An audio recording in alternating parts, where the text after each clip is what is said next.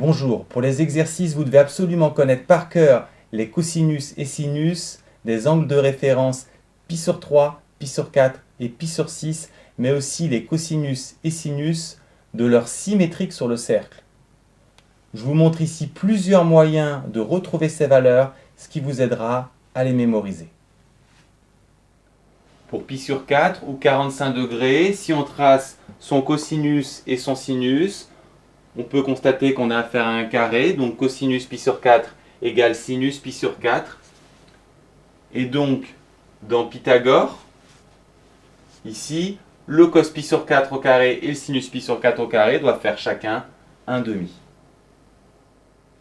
On s'intéresse à cos pi sur 4 par exemple, il peut valoir plus ou moins racine de 1 demi, et puisqu'on est sur ce quart de cercle, clairement cosinus pi sur 4 vaut racine de 1 demi, plus racine de 1 demi, qui se simplifie en 1 sur racine de 2.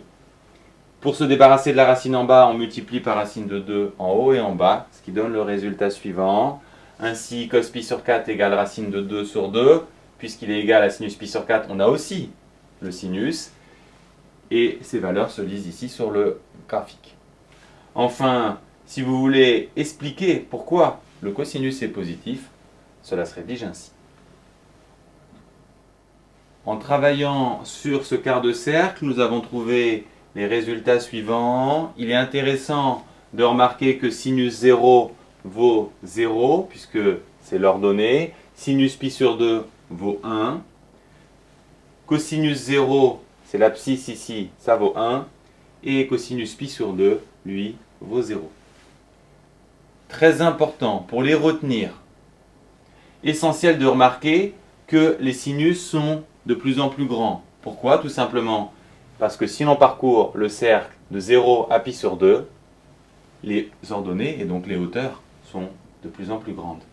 Pour le cosinus, vous le constatez tout de suite, c'est le contraire, tout simplement puisque si l'on s'intéresse aux abscisses, en parcourant le cercle, elles sont de plus en plus petites.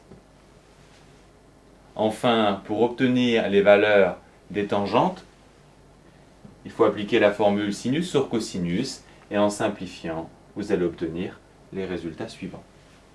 Notez qu'en pi sur 2, la tangente n'est pas définie, mais sa limite vaut plus l'infini. On vient de voir que le cosinus de pi sur 4 vaut racine de 2 sur 2, donc automatiquement le cosinus de l'angle opposé vaut également racine de 2 sur 2. Le cosinus de ce symétrique vaudra moins racine de 2 sur 2, et de même pour celui-ci. Ainsi, si l'on connaît les cosinus et sinus de pi sur 6, pi sur 4 et pi sur 3, on aura automatiquement par symétrie les cosinus et sinus de tous ces angles. Pour ce quart de cercle, il est très simple d'obtenir leur valeur, puisqu'il suffit de changer le signe. Pour ce quart de cercle, c'est un peu plus fin. Si vous faites le calcul pour pi sur 6, pi moins pi sur 6, c'est 6 pi sur 6 moins pi sur 6, donc 5 pi sur 6. Il y a un raccourci pour aller plus vite, il suffit de constater qu'il faut enlever 1 au dénominateur pour obtenir le numérateur.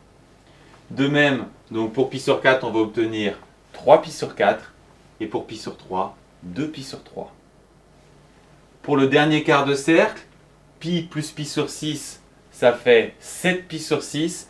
Là encore, il y a une astuce, il suffit cette fois de rajouter 1. Donc pour la famille des pi sur 4, on va obtenir 5 pi sur 4. Et pour celle des pi sur 3, 4 pi sur 3. Si vous voulez être rapide et efficace dans les exercices de géométrie ou de complexe, apprenez ces valeurs par cœur. Et pour cela, il suffit de s'entraîner à refaire ce dessin. Que retenir? Vous devez absolument connaître les cosinus et sinus des trois angles de référence.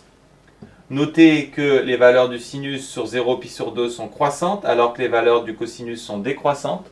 Pour la tangente, il suffit de faire le rapport des valeurs des sinus et cosinus. Vous devez également savoir tracer pi sur 3, pi sur 4 et pi sur 6 sans rapporteur. Pour pi sur 3, vous prenez le milieu ici. Pour pi sur 6, le milieu. Et pour pi sur 4, vous pouvez prendre l'intersection ici. Enfin, vous devez connaître les formules de symétrie et être capable de trouver les angles des 4 quarts de cercle associés à pi sur 6, pi sur 4 et pi sur 3.